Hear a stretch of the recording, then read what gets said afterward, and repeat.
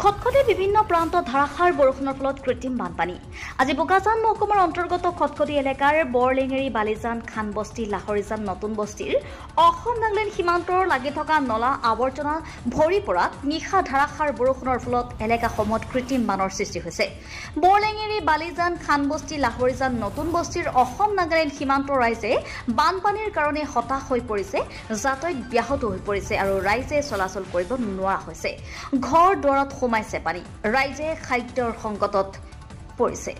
ৰাইজে খাদ্য ঘৰ বনাই খাবলৈ এতিয়া সুবিধা পোৱা নাই। স্বাগতম জনাইছো পাব্লিক টিভি সমূহ দৰ্শক লৈ। বৰ্তমান আমি উপস্থিত আছো অসম নাগালেণ্ড সীমান্তৰ কাৰ্বি আংলং জিলাৰ বোকাজান মহকুমাৰ অন্তৰ্গত খটখটি থানা এলেকাৰ লাহৰিজান বালিজান খান বস্তিত আৰু উক্ত স্থানত আজি নিশা যি ধাৰাসাৰ বৰষুণ হৈছিলে, উক্ত বৰষুণৰ ফলত এই অঞ্চলটোত বানপানীয়ে গেৰি ধৰিছে, এই আঁচনিয়ে ভৰি পৰিছে। গতিকে বহুত ৰাইজ হতাশগ্ৰস্ত হৈছে। তেওঁলোকে নিশাটোৰ পৰা এতিয়ালৈকে চাহ পানী ভাত নাস্তা এতিয়ালৈকে কৰিব পৰা নাই।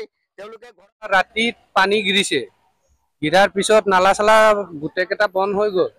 বন্ধ হৈ মানে জাম হৈ গ'ল, তাৰ পিছতে মানে ফ্লাড হৈ গ'ল। ইয়াৰ যিবিলাক গাঁৱৰ ৰাইজবিলাক আছে তেওঁলোকক কিবা খোৱা বোৱা বহুত অসুবিধা হৈ আছে মানে কি একদম মানে মানুহকেইটা এতিয়া ভিতৰত গাড়ী আছে, গাড়ীৰ ওপৰত বহি আছে। ঘৰ বাৰী পিছত ভাঙি ওচৰত এইটো বিচাৰি আছো, চৰকাৰে অলপ হেল্প কৰি দিলে মানে ভালে হ'লে হয়।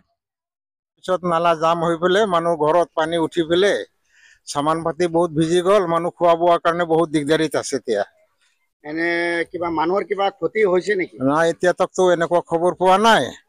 এই ৱাল এটা পৰি গ'ল নালাত, তাৰে সামান পাতি কেইটা নালাত পানী বোলে গুচি গ'ল চব কেইটা, এনেকুৱা খবৰ পাই আছো।